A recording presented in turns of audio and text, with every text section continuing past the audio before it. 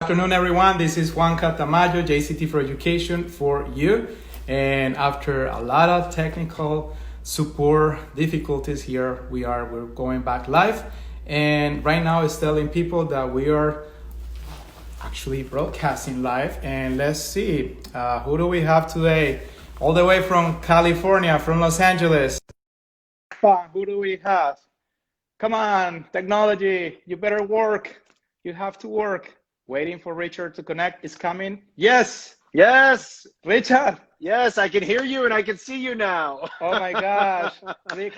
Ricardo, Richard Borjas, ¿cómo estás? How is everything? Muy bien. Y tú, amigo? That's a whole new meaning to technical difficulty and West Coast delay. Oh my gosh. Imagine you live on one of your shows and this is happening. You will go crazy, right? Yeah, I was starting to sweat a little bit. So pardon for any of that you might see. Well, I pardon everyone for the technical difficulties. Here is when you rely on this technology that is fascinating. But first comes first. Richard Borjas, VP of Programming and Development for NBC Entertainment and First Syndication. Richard, it is an honor to have you here on our live. Thank you. It's my pleasure to be here, and thank you so much for inviting me. I've been following all of your chats for quite some time and very proud of what you're doing, and all of your guests. I think that they're stellar, and they each bring something to the table, so thank you for making me a part of it. Well, no, thank you so much, and now you sit down, relax. I think that you're flying business class on that beautiful plane, and you're just having a good time. And one of the purpose of these interviews are we have students, we have parents, you have colleagues that are just joining, you have friends, family, you have people from all over the world.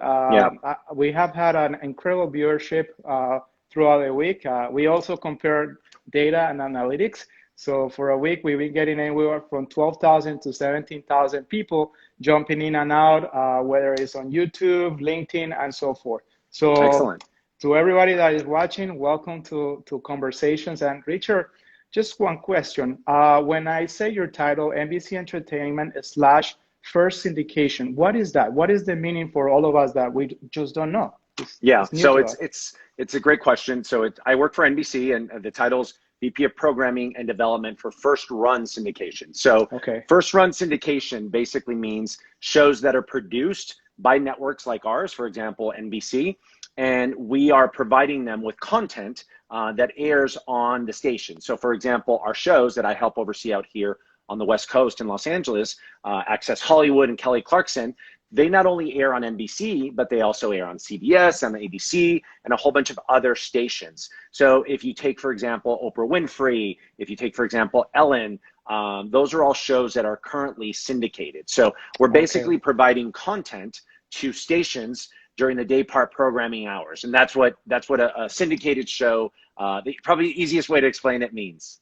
No, thank you so much. And actually you can Google everything nowadays, but that's when we were producing your card, your presentation for the conversation show, we were like, okay, we got to ask this question.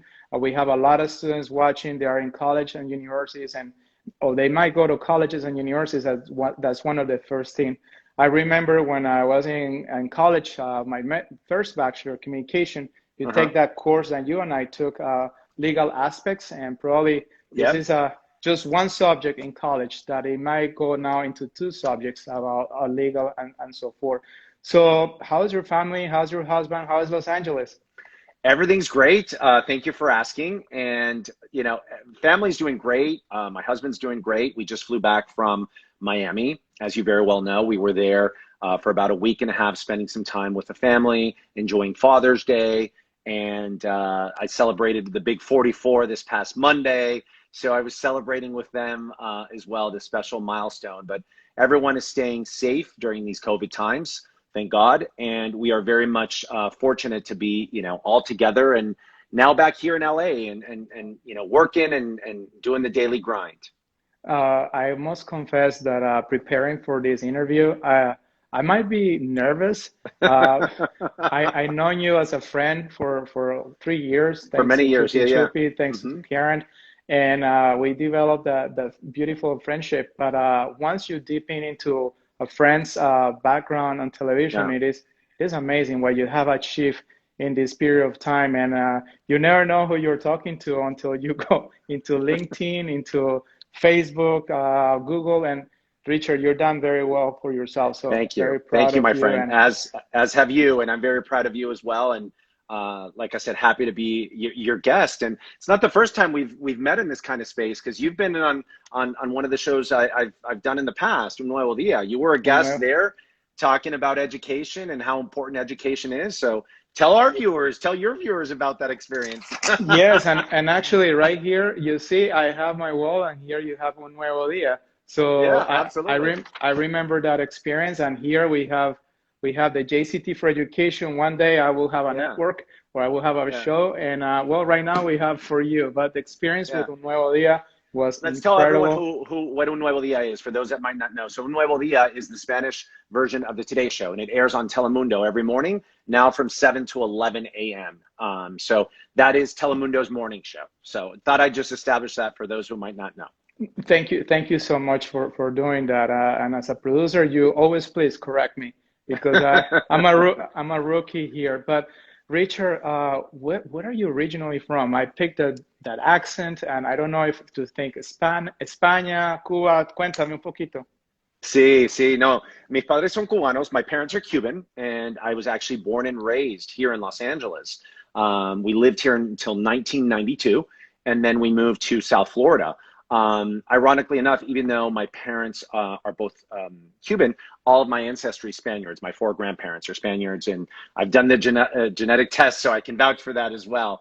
But yeah, so I was born and raised here in, in California, and got to experience a little bit of what it's like living here and being a Latino in Los Angeles, which is very much different than being a Latino in Miami, right? So I lived in Miami from 1992 until about 2007, when I moved back for my first, one of my first EP roles in television. I don't want to get ahead of myself, but yeah, I've kind of split my time between Los Angeles and between South Florida. And South Florida is home. That's where my parents are. That's where my sisters and niece and nephews are at. And that's eventually, home. But now Los Angeles is home, and enjoying the time here and the opportunity here. So what do you think about Mexican food in Los Angeles compared to Miami? I know you love your guacamole and chips. Yeah. You know how I feel about Mexican food. I can't get enough. I say that I was Mexican in another life. I really, really have a passion for the food, the culture, the country. A lot of my very dear friends and colleagues are Mexican, as well as obviously Cuban and Colombian and Dominican and Puerto Rican and gringos. And I think that's the beauty of what we do and what we bring to the table. Like, just like you, I'm a fully bilingual, bicultural person. So I can play in both worlds. I appreciate the rice and beans, but I love me some, pizza as well, and hamburger and hot dogs and everything that's American, but everything that's Latino and the mesh in between. There is a reminder that today is Taco Tuesday. So. and for those that don't think I'm going to go, I will absolutely go. I had Mexican last night for my birthday dinner, and I'm going again tonight. So I can't get enough of it. Happy birthday. And I know a lot of celebrations coming up. And Karen is saying, Rick has been the best producer I have ever worked with. Very professional. Thank you. Thank you. I appreciate that. And Karen's another very dear friend, and we've been fortunate enough to not only have her be with us here, actually on Access Hollywood, she was with us, but also many times on Un Nuevo Dia and other shows that we've worked on, and she's just great. And for those of you who might not know, Karen is a former Miami housewife and was on the show for 2 seasons, and she's just as sweet as can be, genuine, celebrity, dentist to the stars. I can go on and on and on. Yeah, un beso para Karen. Un besito. Now, I mean, we have students, and right now I received a phone call last week from a student that actually her first job in Miami. Right now, our unemployment rate in the U.S. is skyrocketing. It's at 42 million unemployed. Yeah. And she goes like, oh my gosh, I don't do anything. This is going too slow. And here I'm looking at your LinkedIn, and I'm like, settle down to my students. That's the way we all started here. Do you have a message for students that are just beginning their first career? Yeah, I think that's a great question. I mean, my message would be walk before you can run. Take it in. Don't get ahead of yourself. As you could see, I'm a very passionate person. I'm very high strung. I have a lot of energy. I'm always on a 12, but in work, you have to kind of balance that and enjoy the ride. For me, what worked really well was really, you know, knowing from an early age what I wanted to do and pursuing that dream. So for me, I was able to do 2 internships, and that's kind of what got me into my field. But I see that the younger generation is really much in a rush, or they're trying to take too much on with various, you know, majors and masters, and that's all great. I'm not knocking that, but by the end, you know, by the same token, I would suggest that one kind of just enjoys every phase, enjoy those high school years, enjoy those first few years in college, and hopefully by then you've already figured out what you want to do. But I'm a perfect example of that. At one point I thought, you know, I wanted to be a child psychologist potentially because I love kids, but you know, that wasn't my passion. My true, you know, calling was to be in television, and I knew that since I was 13. You know, but that's the advice I would give. Just enjoy the ride. And you know, when I don't know if I told you this, maybe you remember, but when I was in college, I also did my internship, and it was for Fox News. Yep. I was doing a live show, the news at 6 and at 10 p.m. You know, the paper, teleprompter, and so forth. And I looked at the producer, Steve. I said, Steve, so how much money do they make? I mean, the anchor and so forth. And he goes, son, you studied the wrong major. The marketing guys are the ones that make the money. Yeah. So I just went back and went for my second bachelor. But I will tell to students, just hang in there and just enjoy the profession. Absolutely. And listen, allow yourself the opportunity to change your mind and don't beat yourself up. Like, I studied broadcast journalism. So I studied to be a reporter, and I thought I was going to be in front of camera, right? So a lot of people don't know this about me, but I'm very outgoing. I'm very, you know, I think I have a loud personality, but I'm also very shy. Like, when the spotlight is on me, I don't necessarily like it. So I did a few things in front of the camera, but my lips would quiver, my knees would tremble a little bit, probably how they're doing down there right now. And for me, it just wasn't as natural as what I wanted it to be. I'm sure it would have gotten better had I kept practicing, but I allowed myself the opportunity to venture into production. And lucky enough, I was able to be hands-on production on shows and stuff like that. So it made my decision even easier. Good. Richard, I will mention something here. I do apologize for the person that wrote this. This is the thing about Instagram. Sometimes you don't know the full name, so I will do my best. Liz Chabolita, and she say, Richard is one of the hardest working guys I've met. So glad he's part of the NBC Universal family. So thank you to her. I love Liz. I love Liz. And Liz, thank you for your comment. I'm happy to be part of the NBC family. And Liz is with a group that we have out here in Los Angeles called Unidos.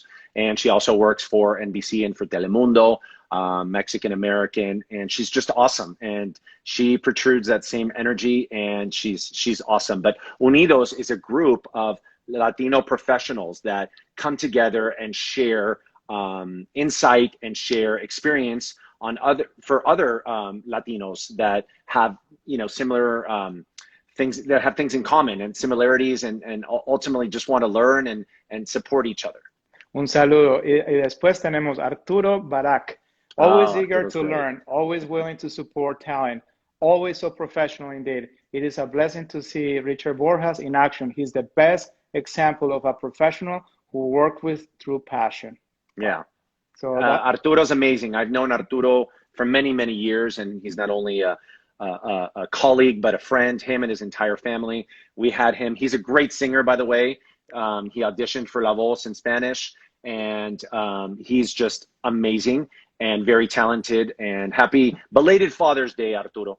Hey, Arturo. We might have you here singing one of these days. And then you have Jay, Rick. It was so nice to meet you in Miami when I was with Telemundo. I am now with Nelson, but I definitely still follow your career. Bravo. So, man, you have a lot of... Now, let's go back. Well, Nielsen is very important for us because those are the ones that are doing our ratings. So thank you. And yes. We'll glad to know you're there. And then, Jay, I might call you for my ratings later on. But now, you are always so energetic. Let's go back to when you were in middle school, high school. Did you have a lot of energy and you were the teacher's favorite? Or you were like, Richard, come on, silencio, we need to teach. No. I've always been very energetic, honestly. Since I was a child, I kind of got in trouble sometimes in elementary school. I went to a private Catholic school out here in Los Angeles called Holy Angels. And even though I was disciplined and a good student, I like to rile the crowds up as well. And I probably got in a little bit more trouble than I should have. But yes, I've always been very passionate and a lot of energy. And I think that's the same passion I bring to not only my professional life, but my personal life. Everything I do, I give it 120. It's hard for me to come down. I appreciate every opportunity. I appreciate everything life has given me and my loved ones. So my way of doing, of giving back is showing that, inserting that into everything I do. And hopefully it comes across that way. Okay, good. You remember any story from high school, from middle school that you want to share with people that we just don't know about you? Anything comes to mind? Well, yeah, probably two. For me, I was 13 and experienced my first earthquake out here in Los Angeles, and they're not fun. And the inquisitive person that I am, I was with my sister. I think we were at a sushi restaurant having lunch, and within a few minutes, I saw what was, to be my first insight into television as far as, okay, that's what I want to do. I saw a reporter show up with a producer and the truck, and they set up their shot and the tripod, and they were going live. And I'm like, wow, that's cool. I want to do that. So for me, that was the first time I realized, okay, TV is definitely my calling. As far as high school, for me, it was a bit difficult because I went to Arcadia High out here in Los Angeles, but then I finished in Miami. I ended up going to Hialeah Miami Lakes because I was, I left really difficult because I left in the middle of my junior year. And I was exploring a few different schools, but I went to that school because of my cousins. And it was a little bit of a culture shock because Miami is very much different than LA. So it was hard to kind of fit in a little bit at first and make new friends, obviously. But I was happy to be there, but also happy to continue to, pursue my career and go on to university and continue to work on my calling. Okay, I will make sure we send this tape o this link to your parents. Los queremos mucho y sé que van a estar muy orgullosos de ti cuando te vean aquí en vivo porque no te ven mucho en televisión. Tú siempre estás mostrando gente en televisión. Sí. I will make sure they watch this entirely. Okay? No, y mami siempre me está preguntando, ¿por qué no sales tú enfrente de la pantalla? For those of you that don't speak Spanish, my mom and dad, particularly my mom's always asking me, why aren't you in front of the camera? I'm like, Mom, that's not my thing. I stay behind the scenes. I'm totally fine with that. But you got me to be on camera today, Juanca. Well, I know, and I'm so thankful about this. So before we dip into your TV world and your history in television and current roles, you mentioned one word that is called discipline. What makes a person successful with discipline? What is the connection between success and discipline? I think discipline is everything. I think it's got to be innate, in my opinion. I think it's innate in a person. I think you can build upon discipline and you can learn upon it, whether it's, for an exercise regime, for a diet that you want to do, to quit smoking. All those things entail and require, rather, discipline. But I think discipline is what is at the core of everything I try to do. I try to lead by example. I try to surround myself by a team, a very, talented teams. And I think a good leader surrounds himself with folks that maybe have strengths, not maybe, definitely have strengths that he or she doesn't. But I think at the end of the day, discipline is so important because it's a reflection of who you are and the company that you represent. And for me, I couldn't be happier to be working for NBC and prior to that, Telemundo and everything else I've done. But discipline is what is at the core. I think it's what allows you to continue to, instill those values in everything you do. Okay, well, thank you so much. And certainly every successful person that I met, they mentioned discipline as part of their cohort. Absolutely. To become very successful. You ready for mano a mano and deep in? Let's do it. Let's do it. Mano a mano. Should I roll my sleeves? So, by the way, for the students that are watching and colleagues, when we're looking for bios, we go into Wikipedia, we go into LinkedIn, we do our research. I will comment. You have one of the best LinkedIn accounts that I have seen so far. And I always we point to the students, they say, how do I write a LinkedIn account? So for instance, you will be shown to our students as an example. And why do you think it's so important to have current, your LinkedIn information so current and so up to date? Well, I think LinkedIn, the days of resumes are still, CV is very important, but I think LinkedIn is just a quick glance of your work experience. I prefer to do them very much in bullet styles, to give top line, points of what you're doing, what the accomplishments are. So in my case, I've always tried to list, okay, I've helped, with myself and the team, we've helped raise ratings X%, or we were able to secure this milestone or whatnot. It's very important to, put those things on there, because that's what, employers are looking for, whether it's a ratings, sponsorship, the fact that you helped raise X amount of dollars. Or in my case, another instance was when I was at Telemundo, I started, season 4 of, Level's Kids, one of the shows I did with a challenge, a very big monetary challenge. Yes. And we brought it back, and, we were able to do that effectively, but not compromise the content. So when you're able to do that, that's great. But LinkedIn is just a great source to not only have your own bio there, but to network and meet other people in the profession, regardless of whether it's television or law or medical field or whatever it is you're doing. But, LinkedIn is a one-stop shop. So it's a great resource for folks trying to build their database. Absolutely. And I will tell you, I'm going to probably 70 lives right now, and I have gone through every single profile, and I get a lot of information. I just want to be up to date. And I will say yours is phenomenal. So congratulations. Thank you. Richard, how do you do it? Because I see you're super active on Twitter, Instagram, Facebook, now WhatsApp, social media. Why is it so important to be current with all the social media outlets that we have up there? Yeah, no, another great question. I mean, social media for what I do, it goes hand in hand. So it's a 360 experience. It's not just on camera from a broadcast component, but it's also obviously digital, nonlinear, and pairing those two, right? And trying to bridge them together, even though they're different consumers watching for different reasons and for different type of content. Social media is key, and you have to know who your target audience is. So for example, for me and my brand and what I do, obviously I use Facebook very much to connect with friends and family and birthdays. I try to stay away from all the political stuff, or really putting an opinion on there. I try to keep it more about my family, my friends. For those that follow me, I tend to post a lot about travel, my dogs, stuff like that. But it's really a good source, I think, to keep up with that sort of thing. Instagram, obviously, I'm tending to like more. And, one of the things I love about it is that you can go on there and, deploy from there to Facebook or to Twitter, but it's a different type of network. It's a different type of social network where it's more pictures, it's more this type of stuff. But it's definitely, the consumer audience is different. And it's quick. It's fun. Twitter is obviously much more work driven for me. I'm not as active on Twitter as I probably should be.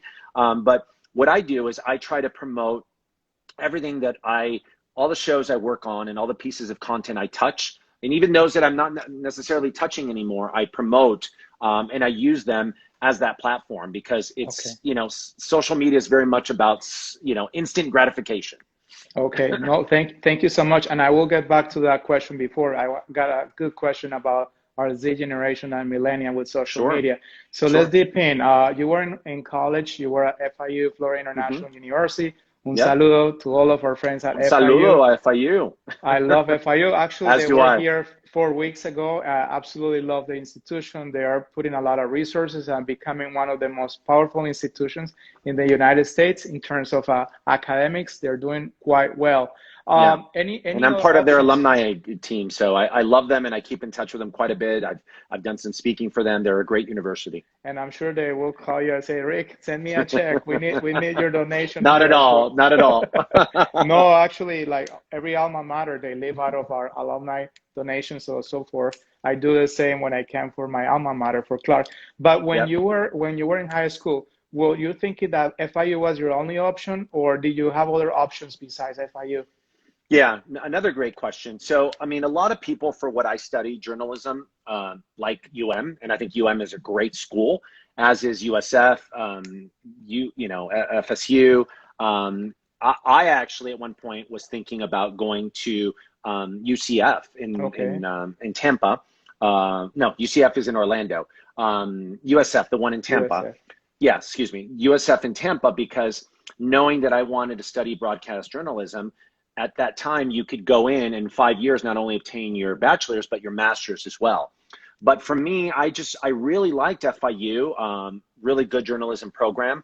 They're great in a lot of things, but journalism's great. It's convenient. It kept me home because being a Latino, also sometimes leaving for college or university can be difficult because the parents always like to keep us, you know, with them and by their side as much as possible. But listen, for me, it was great because I was already working in the industry and I was able to go to, you know, to the university, work full-time and also study full-time. And, you know, great professors as well in journalism.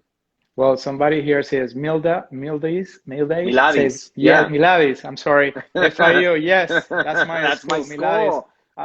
We love FIU, and actually we had the director of international admissions from Rollins College in Winter Park, Orlando, Ed Bustos. He's one of our #1 fan. He always follows us. So Ed, we're talking about FIU, so apologies to you, my friend. No, and listen, FIU's really launched the career of a lot of folks in television. There's a television anchor out here in Los Angeles who I keep in touch with, and he's doing a great job representing FIU.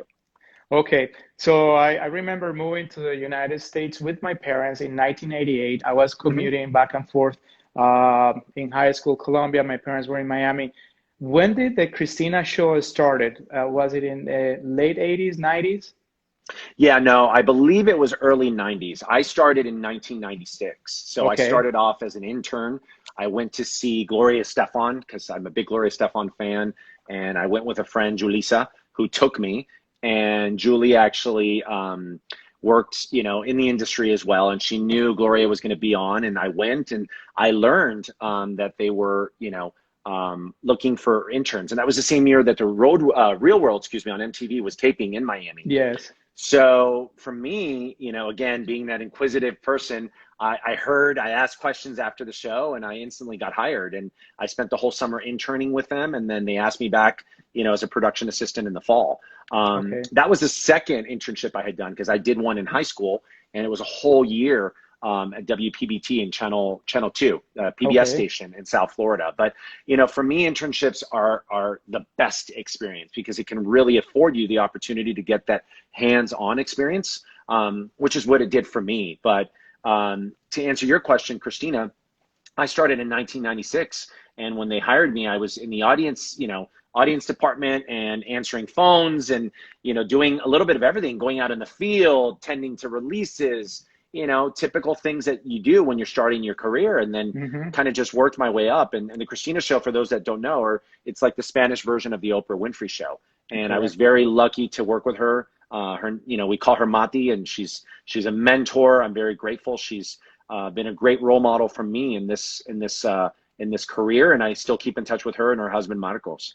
No, it was amazing. That show was phenomenal. My mom watched it a lot, and it was very popular in Colombia back in the day, but that got you into Univision for almost 10 years. And I was just reading that you also work Control, Lente Loco, A Que No Te Atreves.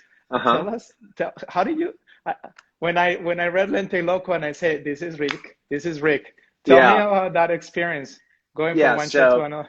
Yeah, so I was at Univision from 1996 until 2007, so about 11 years. 11 years. Predominantly at the Christina show, both in a daily and a weekly capacity, and they were very different because the daily grind was like, you know, you were constantly going. So my personality was perfect there. When it was a weekly show, it afforded us more time to do pre-production. But in between, I kind of moved around a little bit. Lente Loco is a hidden camera show. So I worked for that show quite a bit. And there's this very staple of a segment called El Metido, which is this gentleman that would come around and interrupt everyone. And we'd shoot it a lot in downtown Miami.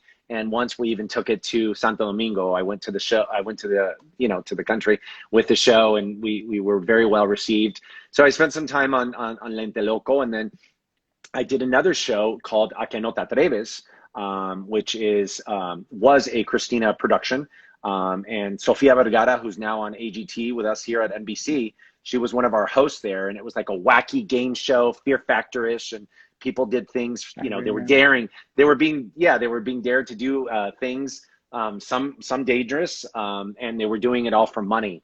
So it was really cool. And then I also worked for Control, which is a young adult magazine show. and very much like a road rules, real world type of thing. And it was just fun, you know, enjoyed being youth and being part of that youth revolution, which I still keep in touch with all those colleagues, and they're all very successful as well. And, you know, their careers have taken off. Lucy says those were the good days. Yeah. So Miladis is Lucy's daughter, and okay. Lucy is a director of, you know, one of the shows at Telemundo now called Suelta la Sopa. So she directs that show. She spent a lot of time with that show. And she's currently, I don't think she's currently the director anymore, but she's amazing. And she works a lot for Telemundo. She does red carpets. So hi, Lucy. Hey, Lucy. My mom says she misses us. She misses in the 305. In the 305. Now, who came out with the idea, Lente Loco? There is a segment that I used to love, Confesiones de un Taxista, Confessions of a Cab Driver. Tell me. Oh, yeah. I actually was very much involved in the development of that segment. And it was easier said than done because it's very much in the vein of Taxi Driver Confessions.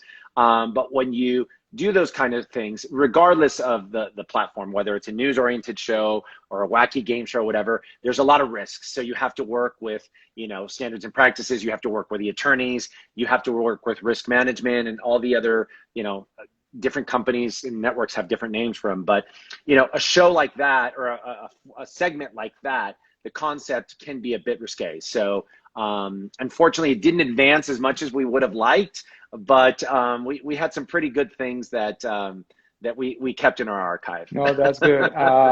Then Bustos say, do you know Jorge Ramos? That's a question that I saw it. I've met him. I can't say I really know him. He's a wonderful anchor in what he does. I think he represents the Latino community very well. I know that one of his long-term ambitions has always been also getting into politics. But he's a great guy, a great father, and a great journalist. A tremendous amount of respect for him. And last but not least, Milady said she's currently directing Enamorados at Univision. Yeah. Okay. Yeah.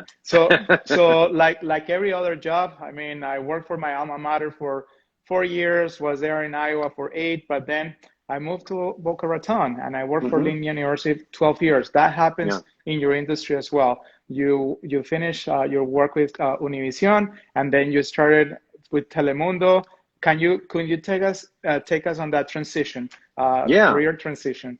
Yeah, absolutely. I always knew exactly. I always knew that I would have to, you know, move, or not have to, I guess want to is a better way of putting it. But I mean, for television, it's either, you know, Los Angeles or New York. Obviously, Miami has great television, but it's predominantly Spanish language television, and or, you know, production networks, companies, excuse me. But for me, I always knew that for what I do and my passion, which is predominantly entertainment. I mean, I've done reality, I've done entertainment shows, I've done news shows, I've done a little bit of everything, but I knew that I would have to end up in LA. So that first, you know, opportunity came knocking in 2007 when I was with Christina and I was, you know, kind of looking for a change. I wanted to continue to grow. So at 31, I took on my first executive producer role. I moved out here to Los Angeles and we were doing a show, like you mentioned, called Amor Dr Love. It was a show about sex, but at 2 p.m. on a network. So it's kind of hard to talk about sex at that time. We were really trying to also cater to the West Coast, you know, viewer, which for Spanish language television is the most important, you know, viewer. All of the markets are important, but LA is really the heart of it as well as New York, but LA is very important. So we were trying to attract and identify with that viewer. And we had a great host. Her name is Alessandra Rampolla. She's a certified sexologist. She's great. But I'm not sure if the market was ready for it and if it was the right time. For me, it was a great experience. I lasted with the show for about 5 or 6 months. Its first and only season. And that was also the year that there were some transitions happening with Telemundo. It was previously owned by GE. And then it was already being purchased by, obviously, you know, NBC. And there were a few other shows that were also affected with that when they were trying to lean up the portfolio. But it was a great experience. And, you know, I lived here for about 10 months. And I was also freelancing in the time with Good Morning America. And that was awesome. And it gave me a great experience as well. And, you know, at that time, LA wasn't for me. when that role ended, I tried to find other full-time work here, and I've never been one for freelance, with the exception of Good Morning America. I'm much more of a network guy. I like to be, supported by networks. So I came back to South Florida, and I worked for a company called O2 Media. So I was helping oversee a show called The Balancing Act, which is a women's branded morning show, and it airs on Lifetime television every morning.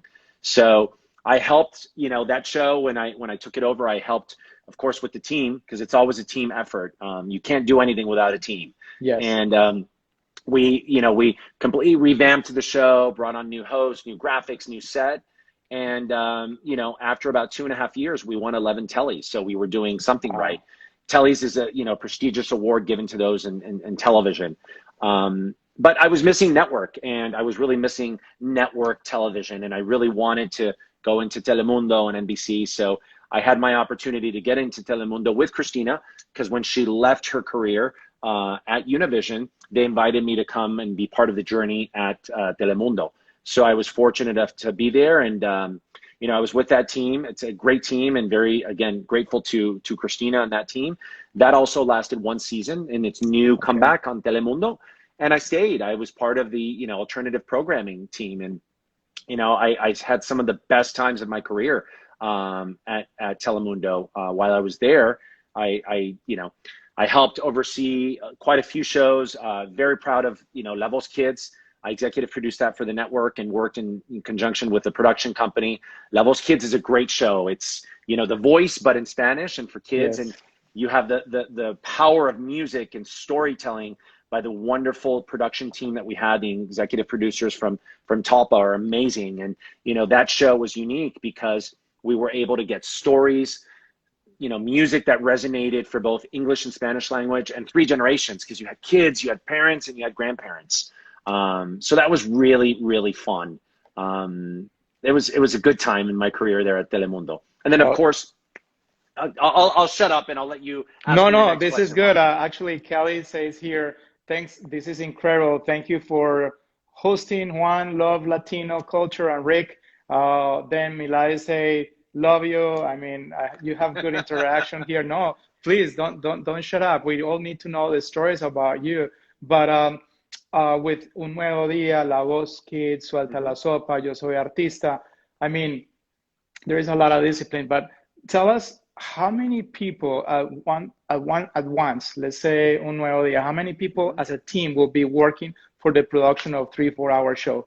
Yeah, it was roughly about 70 people. It was a pretty big team. It's a live 4-hour morning show, and it was only 3 hours when I first started with the show, and then we evolved and gave it another half hour, and now it's a complete full 4 hours. And Desiree Calamina, big shout out to her. She's amazing. She's the executive producer of the show. And that's one of the most recent accomplishments prior to this role that I'm very proud of. I mean, I was very much involved, obviously, in the production and the content and the show in general of Un Nuevo Día, as well as Suelta la Sopa, which is kind of like a Spanish version of an Access Hollywood, but with that TMZ component. But it's a lot of work. Live shows require us being able to adapt to a breaking news scenario. So you need those resources. And to your point, the team was at roughly about 70, but even though we were all based in Miami, yes, we had obviously teams in Los Angeles, New York, Mexico, and a string of freelancers across the nation, because you were really reporting on the news. So for example, this morning there was an earthquake in Mexico. That's yes, breaking news, and that and you have to be very much in tune with what's going on and be able to adapt your rundown and your show and your content accordingly. And the team is great at doing that, not just the team behind the scenes, but the team in front of the camera as well. They're all very talented, talent. And every day they try to wake up and entertain, but inform at the same time. And, for me, that was awesome. It was an honor to be a part of that team and, to produce great content for that show and for that network. No, it is incredible. And to those of you in Mexico, my parents are there. I just checked on Mexico City. They're doing okay? They're doing okay. They are saying 7.1, 7.7. The structures, they're okay. But to the people that are watching from Mexico, we're sending you our blessings, our love, and hopefully the structures, they're okay. Now, 4 years So ago. Gabby, sorry, she's Go saying ahead. that we went to World Cup. That's true. We went to Russia Yes. twice. In 2017, we took the morning show there for the first time as part of FIFA, and then in 2018 as part of La Copa.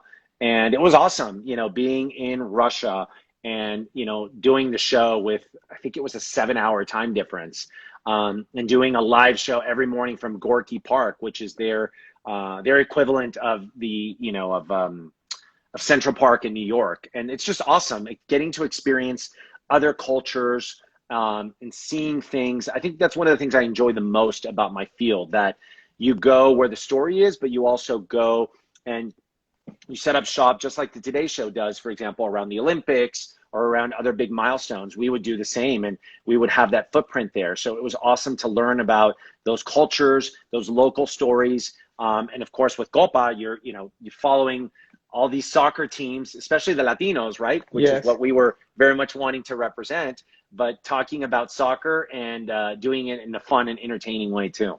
No, and Gabby, thank you so much for asking that question. That was gonna come up later, but hey, it's okay. This is teamwork. But Yeah. Rick, probably 4 years ago, I interviewed a guy. You've seen those guys that they go into a helicopter and they jump into those snowy mountains and they go downhill. Yep. When I think about that guy, I think about you because you're Really? a very, yes, you're a very adventurous guy and you love to Yeah. travel. But one of the questions that I ask him is like, when you go down 90 miles an hour, even to 100 miles an hour, what do you see? And how do you know how to move so fast at 100 miles an hour, 90 miles an hour? And he said, I blank myself and I start seeing everything in slow motion.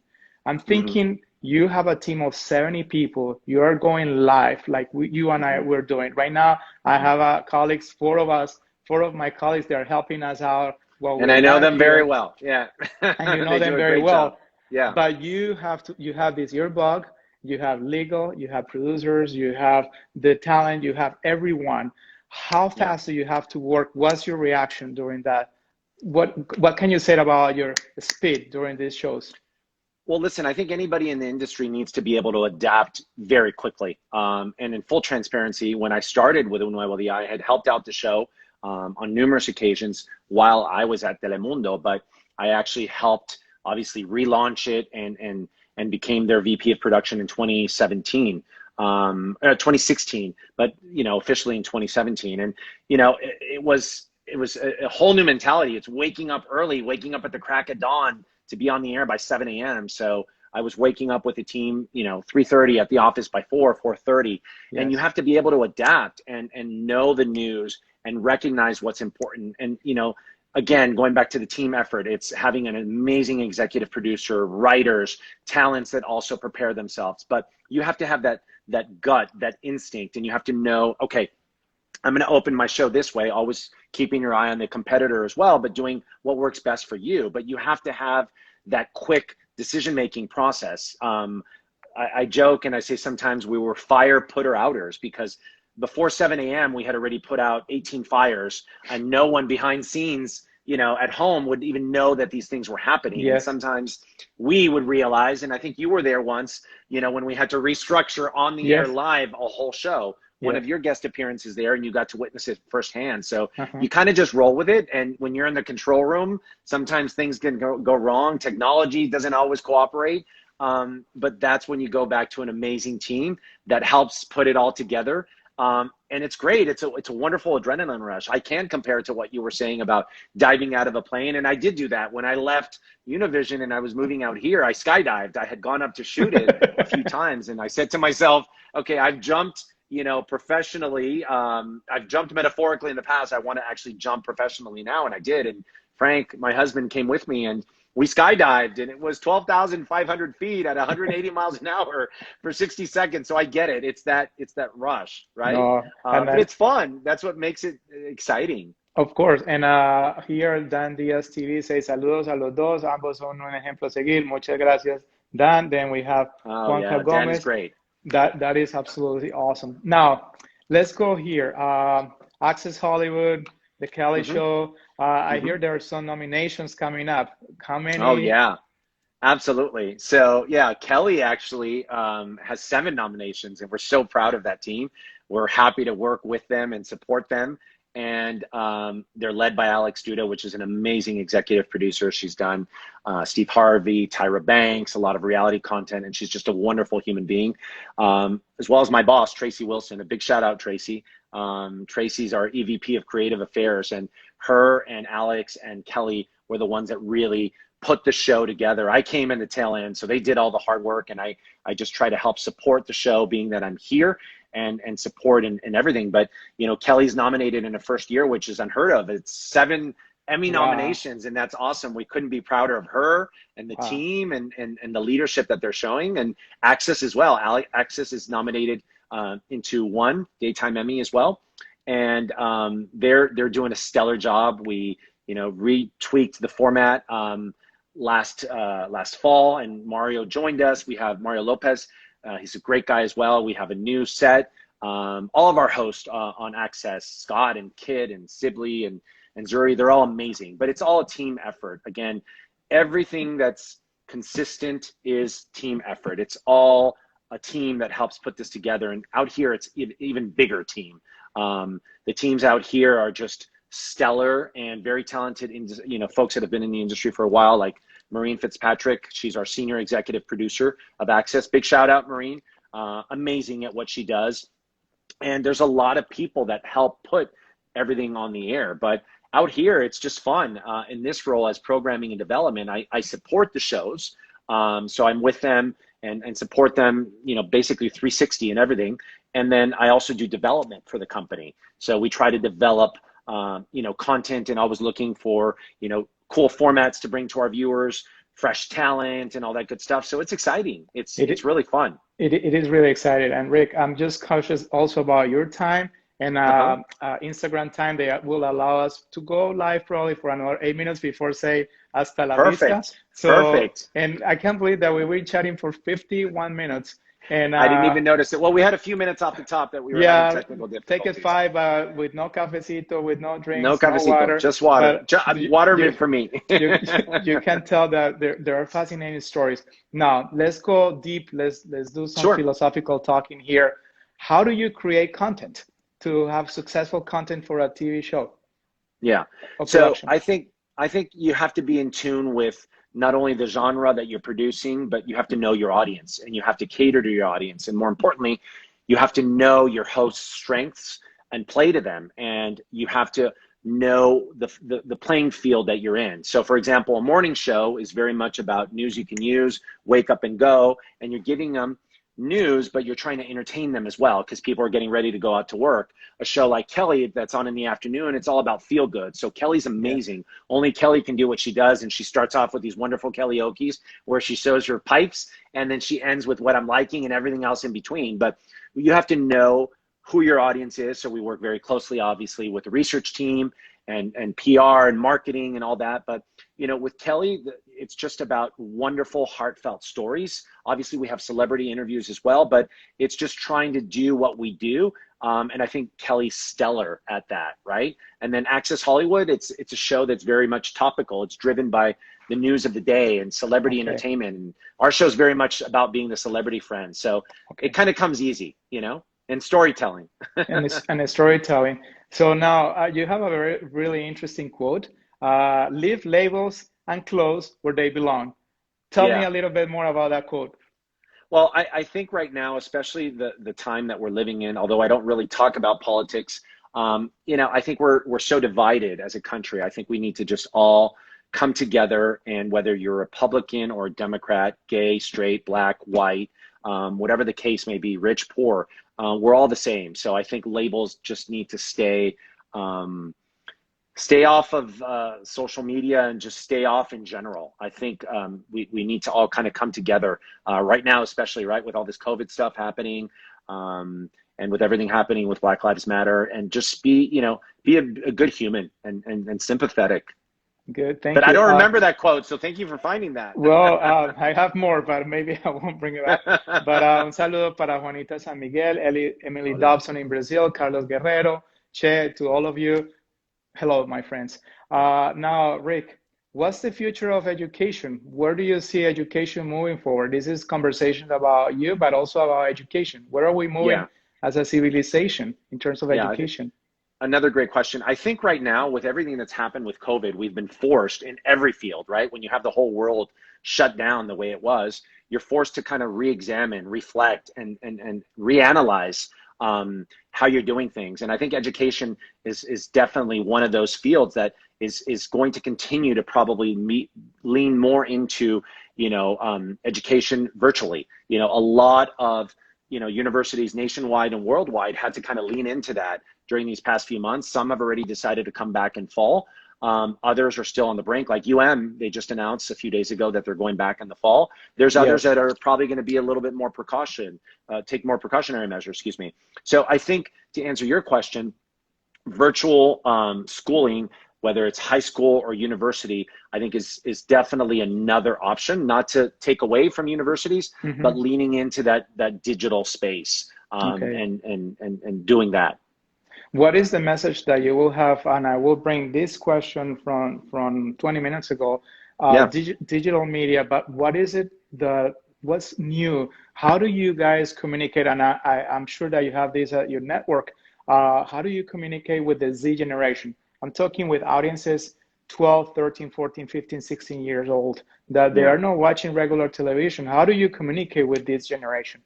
Yeah, well, and that's another great question. I mean, it's not just the millennials, it's to your point, the newer generation. So it's hard because oftentimes, you have people consuming content differently. So they're streaming, they're watching children's programming, they're playing a lot of games. So that particular generation, you just hope that the content that you're doing is going to resonate with them. In our case with Kelly, she's a 37-year-old singer. She's pretty cool. She's America's First Idol. So we hope that everything we do, not only on camera, but, for broadcast, but also for digital, we have a great campaign and we do a lot of things, and we have digital episodes that are geared more towards that audience, as well as access. We have a really strong footprint, whether it be through YouTube or any of our other social platforms. And we try to differentiate content in that way because we know people are looking, for quick, easy things. They're not going to potentially tune into a show that whole hour, right? So we try to keep the content different in those buckets and stay ahead of the curve with what's happening in the digital space. Okay. Well, Rick, it's been awesome. It's been incredible having you on our segment. Oh, thank you for having me. Final thoughts. We have 1 minute. Go ahead. No, again, thank you for making me a part of this. It's awesome. And I hope that this was helpful to all of your database and all the students and everyone listening, because at the end of the day, I'm very much about paying it forward and trying to help others. So, keep studying, work hard, and it'll pay off. At the end of the day, hard work and dedication does pay off. So always remember that. Thank you so much. And remember, mi casa es tu casa. Come back soon. Igualmente. To Frank, igualmente. Los perritos allá en Los Ángeles, your family. My friend, thank you. Love you guys, and you guys are the best. Thank you so much. Come back soon. Okay? Thank you, everyone, for the comments as well. Thank you, everyone. And remember, you can find this video on IGTV, Juanca, JCT for Education, for you. Hasta luego. Gracias. Hasta luego. Thank you. Ciao. Bye-bye. Ciao.